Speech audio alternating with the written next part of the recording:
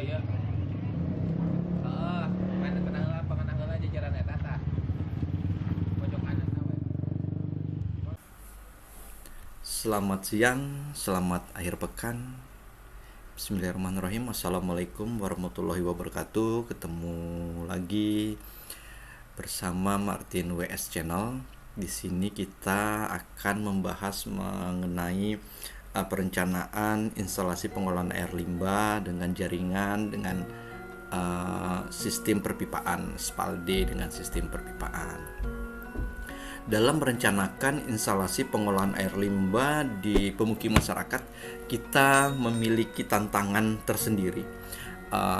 Berbeda dengan komplek atau perumahan yang telah tertata dengan rapi, namun di SPALDE jaringan perpipaan di pemukiman ini kita punya tantangan tersendiri karena jalan gangnya sempit sekali. Jadi punya tantangan tersendiri tadi karena rumahnya tidak beraturan. Dari situ kita melakukan pengukuran, namun di pemukiman masyarakat biasa yang belum tertata dengan rapi akan banyak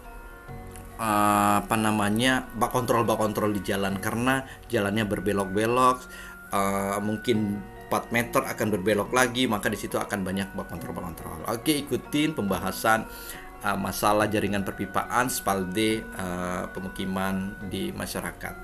Oke, ikutin ya. Baik, selanjutnya setelah pengukuran di lapangan, setelah sosialisasi pengukuran di lapangan, kita mulai action pengelolaan datanya. Dari hasil pengukuran kita ambil contoh, kita akan mendapatkan data seperti ini. Seperti ini, dan data ini harus kita kelola lagi, kita olah lagi. Contohnya di titik 34, nanti di tiap titik P ini, di titik patok ini akan kita jadikan manhole. Kita rubah legendnya menjadi manhole. Contohnya di P34 menuju ke P35 arah alirannya di pengukuran surveyor menuju dari 34 menuju ke 35. Nanti kita lihat datanya kalau setelah kita hitung.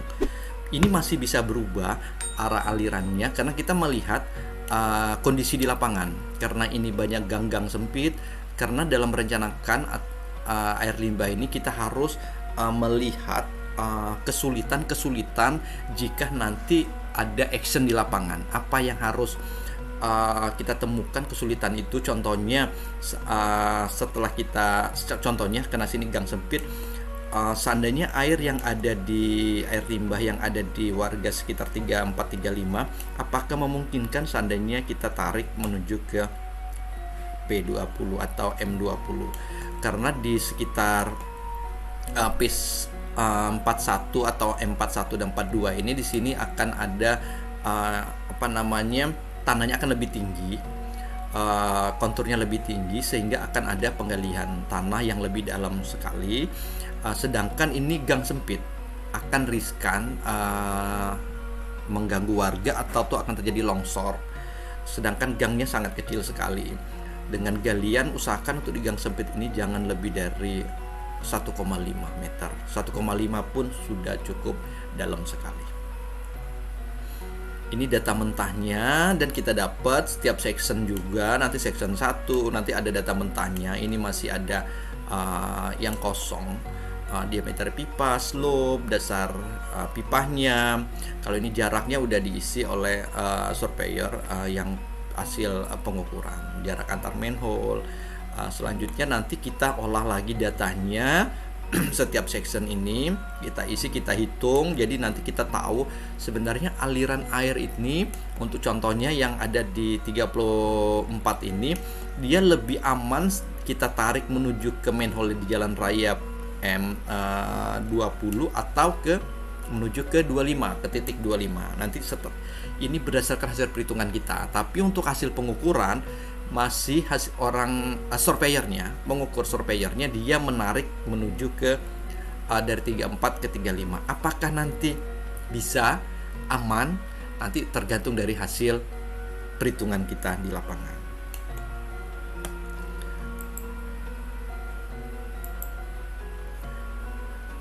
setelah datanya kita hitung, untuk keamanan, rupanya di warga di sekitar 35 dan 34 air limbahnya justru lebih aman kita alirkan menuju ke M25 dibanding kita tarik menuju ke M20. Lebih aman kita tarik menuju ke sini. Secara kontur dia lebih enak dalam pengerjaan, lebih mudah dalam pengerjaannya untuk action di lapangannya nanti. Nah, setelah itu tadi dari setiap sectionnya yang kosong kita hitung, selanjutnya kita isi. Jadi kita dapat manhole-nya, ini dapat manhole-nya kita hitung. Tadinya masih data kosong, akhirnya kita dapat dalam manhole atau manhole di jalan ini sedalam 1,5, 1,7, 1,8 dengan slope 1,4, ataupun di section M1 dan M2 dengan slope atau kemiringan pipanya 1%. Karena di sini juga tanahnya cukup terjal menurun, jadi akan banyak drop manhole karena kita menghindarkan pengerusan pipa kalau slope-nya terlalu besar.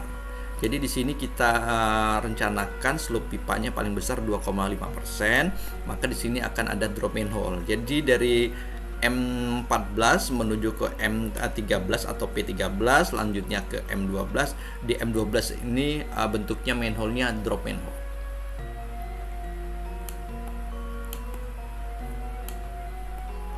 Inilah data-datanya setelah kita kelola.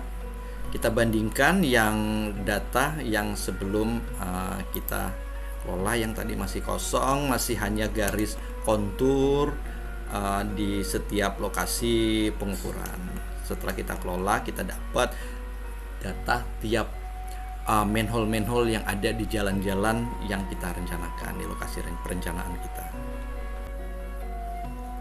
Oke, sahabat sanitasi, demikian sharing-sharing kita membahas mengelola data masalah jaringan perpipaan.